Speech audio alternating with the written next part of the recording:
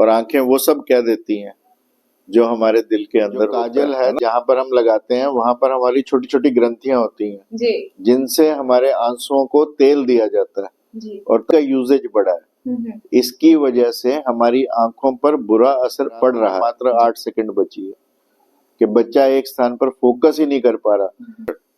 जो हमारा जो पोषण तत्व है, हमें यही नहीं पता कि हमारी डाइट में क्या हमें लेना चाहिए, क्या नहीं लेना चाहिए।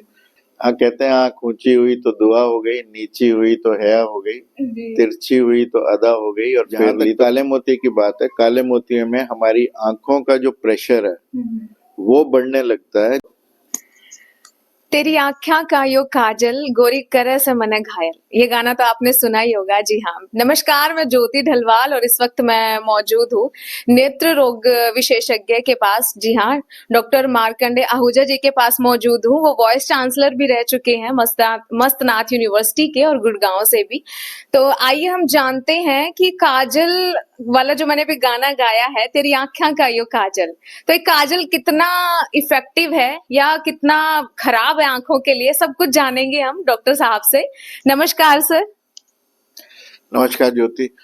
काजल की बात आपने की। काजल इनफैक्ट अगर मेडिकली मेरे से पूछोगे तो काजल लगाना ही नहीं चाहिए, क्योंकि जो काजल है जहाँ पर हम लगाते हैं वहां पर हमारी छोटी छोटी ग्रंथियां होती हैं जिनसे हमारे आंसुओं को तेल दिया जाता है और ताकि आंसू उड़े ना, क्योंकि हमारी आंखें जो है वो एक्सपोज्ड है और अगर हम काजल लगाते हैं तो वो ग्रंथियां बंद हो जाती हैं, जिसकी वजह से हमारे आंसू बहुत जल्दी टूटने लगते हैं और जिसकी वजह से हमारी आंखों में लालिमा आ जाती है, हमारी आंखों में रड़का होता है। तो इस तरह की चीजें हमें होती रहती हैं और इसलिए अदर देन ब्यूटी रीजंस अगर लगाएं तो जितने घंटे लगाए उसके बाद आते ही उसको अच्छे से धो दें। That is very very important. तो कई माताएं हैं जो बड़े प्यार से अपने छोटे बच्चों को काजल लगाती हैं कि नजर ना लगे, उनकी आंखें थोड़ी बड़ी हो जाए। ये एक मिथ है कि काजल लगाएंगे तो आंखें बड़ी होंगी बच्चे की, तो इस बारे में क्या कुछ कहना? ना तो काजल लगाने से आंखें बड़ी होती हैं और नजर की जहाँ तक बात है वो कान के पीछे या साइड पर भी लगा सकती हैं, तब भी नजर का तो उनका काम तब भी हो जाएगा। आंखों में काजल लगाने की आवश्यकता नहीं है जी। तो सर, बच्चों में आजकल काफी समस्याएं हो रही हैं कि छोटे छोटे बच्चों को चश्मे लग रहे हैं या उनकी आंखें इतनी ज्यादा वीक हैं, तो क्या कुछ है इसका कारण? इसके कारण तो कई हैं, परंतु आजकल जो सबसे महत्वपूर्ण कारण है जिस पर हमें चर्चा करनी चाहिए वो है कंप्यूटर रिलेटेड सिंड्रोम। जो बच्चे आजकल मोबाइल का प्रयोग कर रहे हैं, बच्चे आजकल प्ले स्टेशन का प्रयोग कर रहे हैं, बच्चे आजकल टीवी का प्रयोग कर रहे हैं, बच्चे आजकल लैपटॉप और आईपैड्स को यूज कर रहे हैं, जो स्क्रीन का यूजेज बढ़ा है, इसकी वजह से हमारी आंखों पर बुरा असर पड़ रहा है। और वो बुरा असर क्या है? हमारी आंखों के मसल्स कमजोर हो रहे हैं, हमारी आंखों की टीयर फिल्म जो है वो डिस्टर्ब हो रही है, हमारी आंखों के प्रेशर्स बढ़ रहे हैं और हमारी आंखों के पीछे एक जिसको हम तीसरा नेत्र भी बोलते हैं, पाइनियल ग्लैंड, रिसर्च ये कहती है कि उसके सेल्स की भी हाइपरट्रॉफी हो रही है, मतलब बड़े हो रहे हैं, जिसकी वजह से हमारा जो भगवान ने बॉडी रिदम दिया, बॉडी की क्लॉक है हमारे अंदर, किसी घड़ी की आवश्यकता नहीं है, सूरज उगने से पहले हम अपने आप उठ जाते हैं, वो बॉडी क्लॉक जो है हमारा वो भी डिस्टर्ब हो रहा है, जिसकी वजह से आप देखेंगे बच्चे आजकल लेट उठते हैं, चिड़चिड़े रहते हैं, उनकी फोकस करने की क्षमता जो पहले 45 मिनट होती थी और इसीलिए क्लासेस में 45 मिनट का लेक्चर रखा जाता था, आजकल आप जानकर हैरान होंगे मात्र 8 सेकंड बची है कि बच्चा एक स्थान पर फोकस ही नहीं कर पा रहा।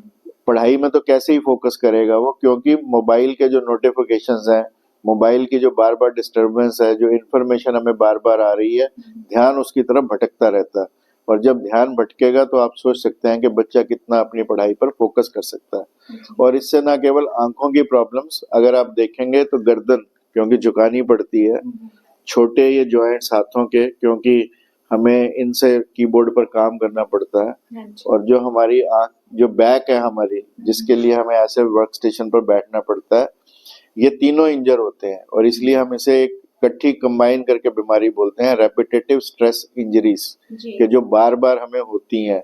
तो बच्चों को न केवल आंखों की प्रॉब्लम्स आ रही हैं परंतु नाक की, इसकी गर्दन की, हाथों की और पीछे के स्पाइन की ये प्रॉब्लम्स उनको काफी आने लगी हैं और इसका समय रहते ध्यान देना पड़ेगा। और आपके माध्यम से मैं दर्शकों को ये बता दूं कि मोबाइल का प्रयोग करना मजबूरी है, परंतु करने के लिए कुछ हिदायतें हैं, कुछ आवश्यक चीजें हैं जो जरूर करनी चाहिए। जैसे 20 मिनट के बाद चाहे 20 सेकंड के लिए एक बार अपनी स्क्रीन को छोड़ देना चाहिए जी। और उस 20 सेकंड में कुछ भी नजदीक का नहीं करें, दूर देखें 20 सेकंड के लिए, सिर्फ नजदीक का कुछ नहीं करना।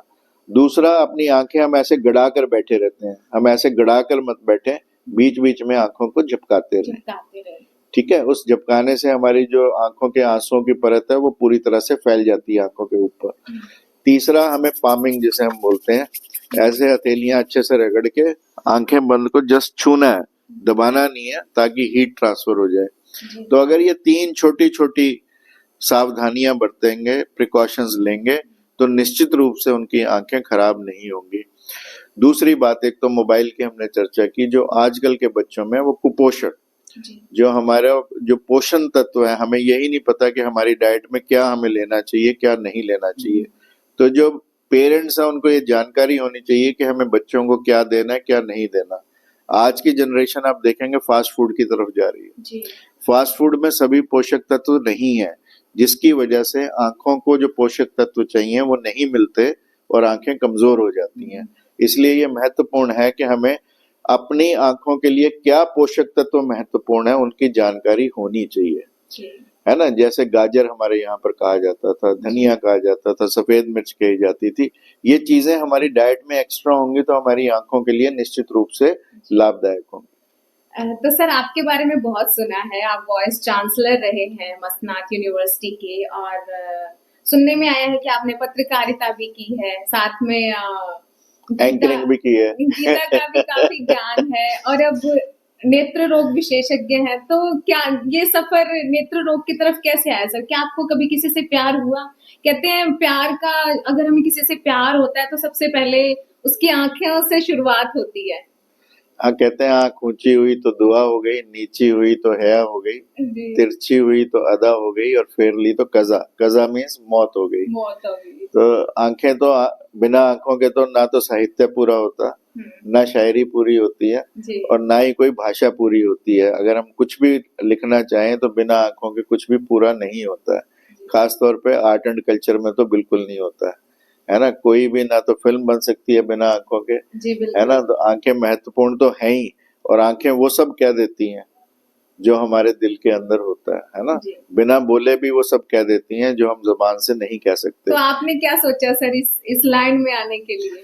नहीं, इस लाइन में तो आना मेरा शुरू से ही तय था। मेरा मन था कि मेरे को नेत्र रोग चिकित्सक बनना ही बनना है, इसमें तो कोई दो राय नहीं है। हाँ, जब मैं स्टूडेंट लाइफ में था तुम्हारी तरह, तो मैं साहित्यिक, मेरा इंटरेस्ट था, लिटरेचर को बहुत पढ़ता था, और लिटरेचर पढ़ना मेरी अब भी हॉबी है, अब भी मेरी आदतों में शुमार है। मैं काफी कम से कम 250 पेज पढ़ के ही सोता हूँ, उसके बिना सोता नहीं रोज, है ना। ये चीजें तो जब बचपन से मेरे पिताजी ने मुझे आदत डाली कि किताबें पढ़नी है, तो पढ़ने लगे।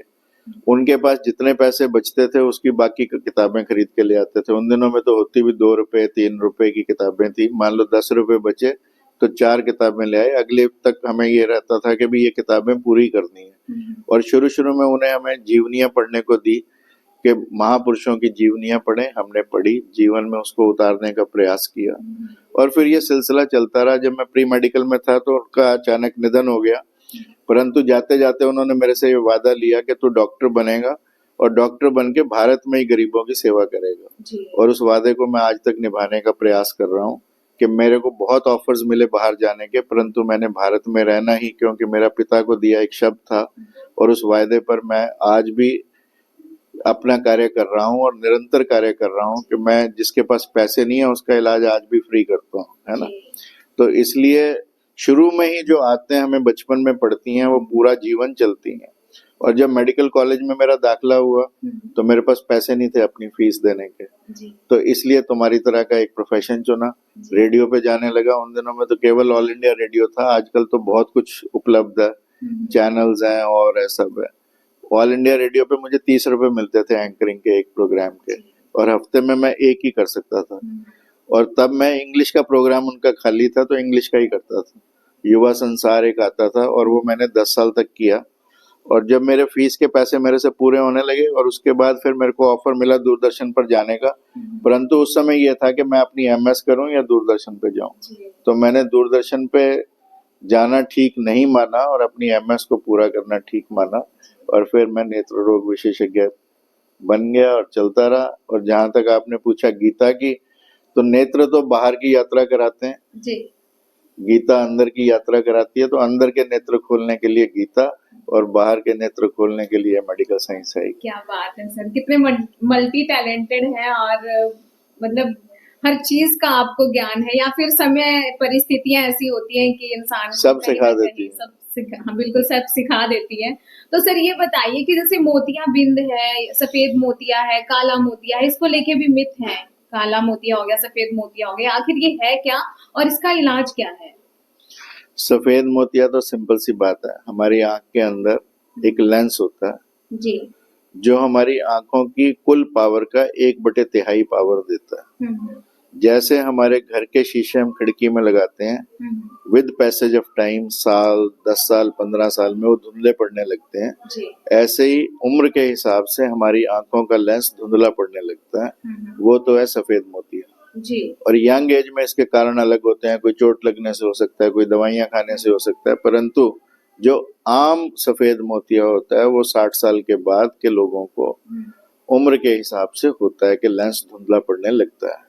जी जहां तक काले मोती की बात है, काले मोतिये में हमारी आंखों का जो प्रेशर है वो बढ़ने लगता है, जिसकी वजह से हमारी आंखों की जो नस है जिससे हम देखते हैं वो कमजोर पड़ने लगती है। जी इसलिए वो काला मोतिया कहलाता है कि वो आंखों की नस को डैमेज करता है और परमानेंट अंधापन करता है।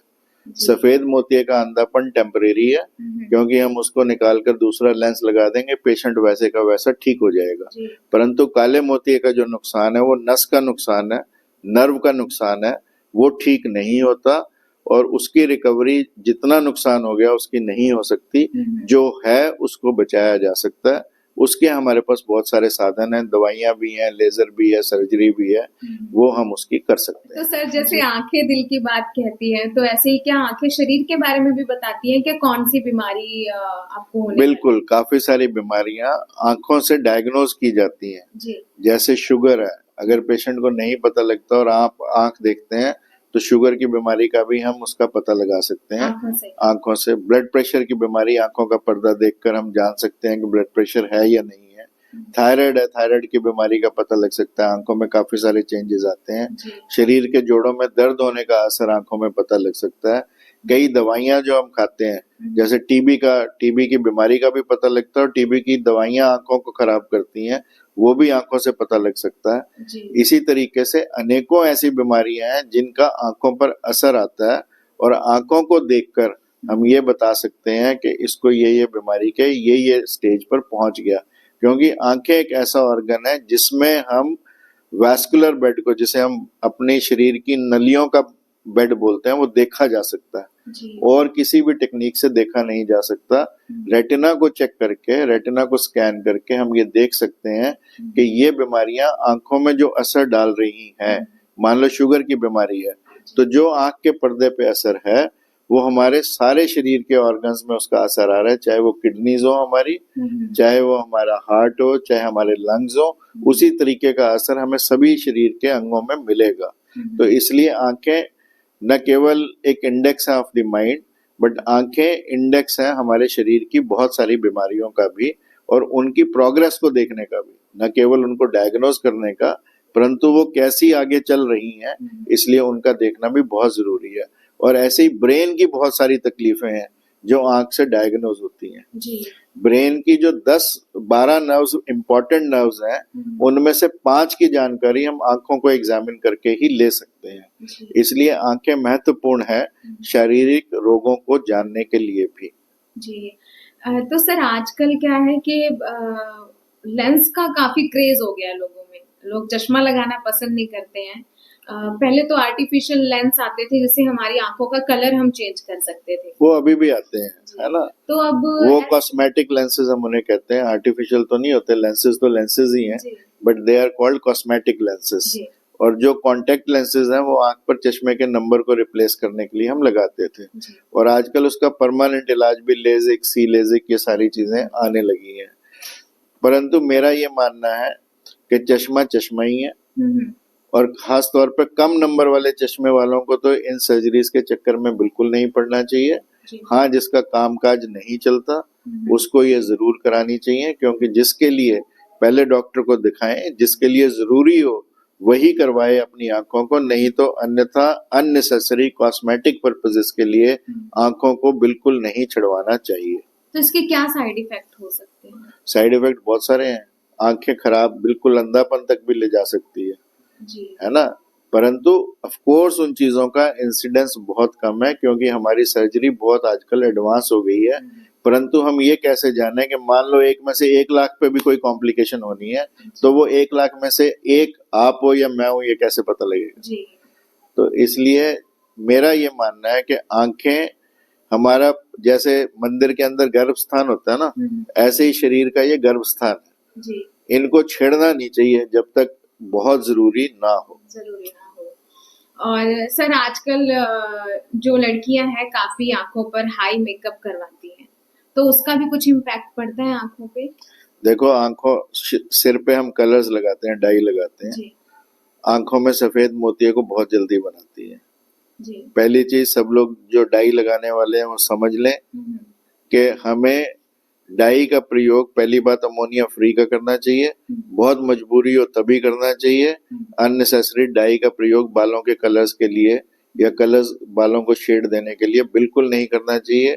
उनका इफेक्ट आंखों में लेंस पर आता है, जिससे सफेद मोतिया बहुत जल्दी बनता है। और बहुत लोग 35-40 की लेडीज आती हैं जिनके मोतिया बना होता है, वो सिर्फ सिर पर डाई लगाने की वजह से।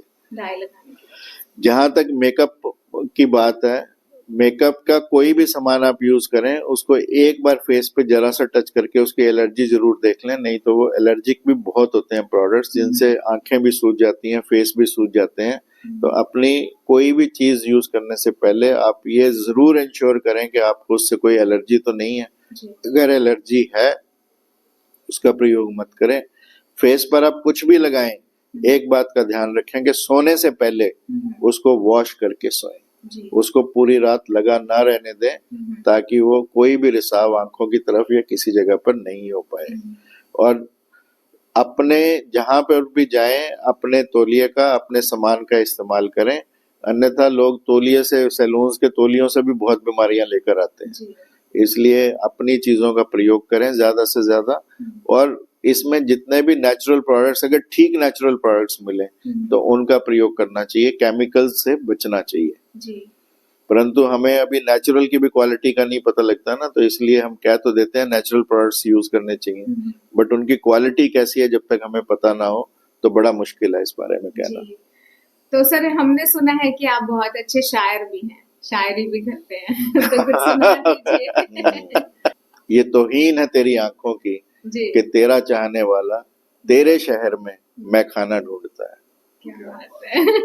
तो डॉक्टर साहब ये बताइए, जैसे कई बार आंखों में कुछ चला जाता है तो घर वाले भी बोलते हैं कि पानी के छींटे मार लो, छिपका मार लो, तो ये कितना सही है आंखों के लिए?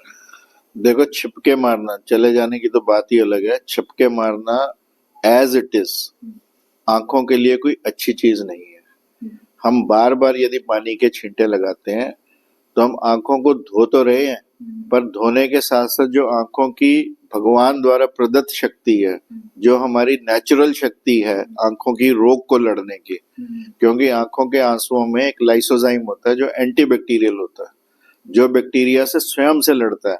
अन्यथा हमारी आंखें ही एक ऐसा ऑर्गन है जो एटमॉस्फेयर को ओपनली एक्सपोज्ड है, तो आंखों में इन्फेक्शन बार बार ना हो, इसलिए भगवान ने कितना अच्छा सिस्टम बनाया कि आंसुओं में ही एंटीबैक्टीरियल सब्सटेंस दी है, तो हम उसको भी वॉश आउट कर रहे हैं। जब हम उसको भी साथ साथ निकाल रहे हैं, आंसुओं की जो नेचुरल शक्ति है उसको बार बार निकाल रहे हैं, तो धोना तो बहुत अच्छी बात है ही नहीं, बार बार छींटे मारना।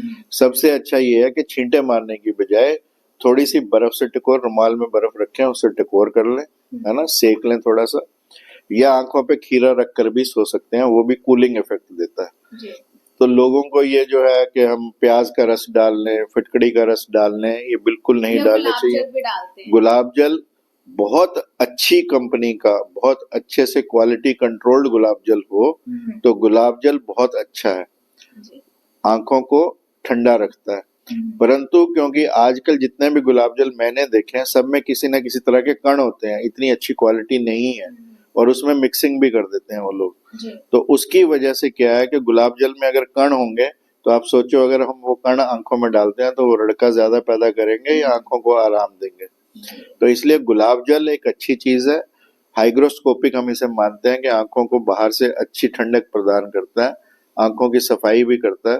परंतु यदि अच्छी कंपनी का, अच्छी क्वालिटी का आपको मिले तो डालें।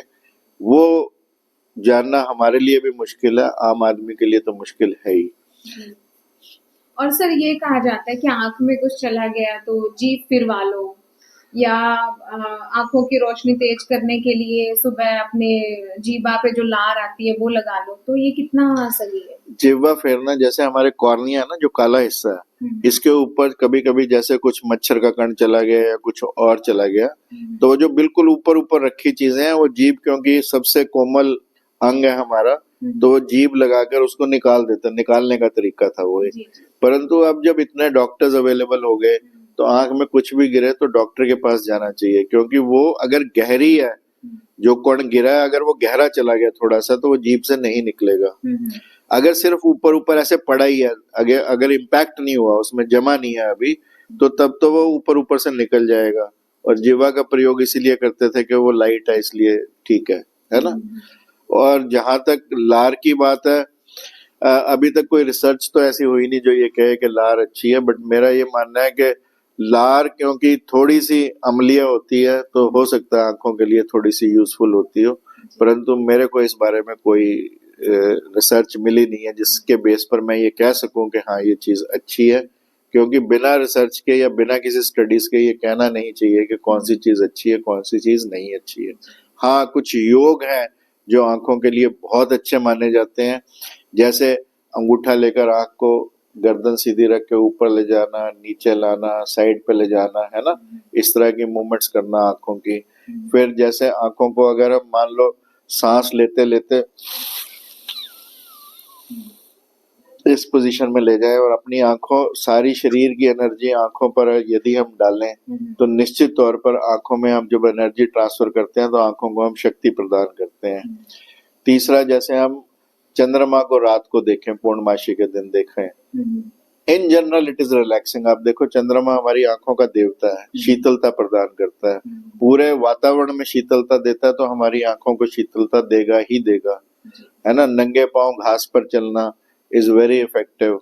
सर्वांग आसन बहुत अच्छा है ना, परंतु करना अंडर मेडिकल सुपरविजन ही चाहिए सब। त्राटक, बिंदु त्राटक, ज्योति त्राटक शायद आंखों के सबसे अच्छे योग हैं, परंतु फिर मेरा यही मानना है कि करना उन्हीं को चाहिए जब डॉक्टर की सलाह से, डॉक्टर से बात करके कि उनकी आंखें इस योग को सहन कर सकती हैं या नहीं कर सकती। मान लो मैं 90 साल का हूँ, मैं शीर्षासन करता हूँ, मेरा सारा ब्लड फ्लो अपने ब्रेन की तरफ ले जा रहा हूँ या आंखों की तरफ, नलियां बड़ी कोमल कोमल है, उस समय फटने का डर है, मैं ब्लड प्रेशर से पहले से पीड़ित हूँ और वो फिर शीर्षासन करता हूँ तो मुझे नुकसान देगा ही देगा। मैं हार्ट पेशेंट हूँ, मैं अलोम विलोम करता हूँ, उल्टी अपनी एनर्जीज को करता हूँ तो नेचुरली मेरे को नुकसान देगा। मैं कपाल भाती करता हूँ और मेरा पर्दा कमजोर है, मैं जोर जोर से झटके मारता हूँ तो निश्चित तौर पर मेरी आंखों पर असर पड़ेगा। यानी कोई भी योग का प्रयोग यदि हम करें तो अपने डॉक्टर की सलाह से करें। चलते किसी ने बता दिया कि ये योग कर लो आंखों के लिए अच्छा है तो नहीं करना चाहिए, क्योंकि जब तक आंखों की बीमारी का ना पता हो तब तक उसका योग या नेचुरोपैथी या किसी और चीज से इलाज नहीं करना चाहिए। जी, तो सर खाने पीने का बता दीजिए, मतलब आंखों के लिए कौन से फ्रूट्स ज्यादा अच्छे हैं या खाने में क्या ऐसा खाएं? फ्रूट्स में एक शब्द में, एक लाइन में सब याद रखें, जितने भी फ्रूट्स अंदर से पीले हैं वो सारे आंखों के लिए अच्छे हैं। गाजर आंखों के लिए बहुत अच्छी है। जितने भी शैलेट्स आते हैं जिनके ऊपर जैसे हरे प्याज, हरी चीजें जितनी भी हैं, सब आंखों के लिए अच्छी हैं, है ना। और अगर आप वेजिटेरियन के अलावा नॉन वेजिटेरियन भी हैं तो प्रोबेबली आंखों के लिए सबसे अच्छा फूड फिश माना जाता है। सैल्मन फिश सबसे अच्छी मानी जाती है आंखों के लिए, यदि नॉन वेजिटेरियन फूड की बात करें तो।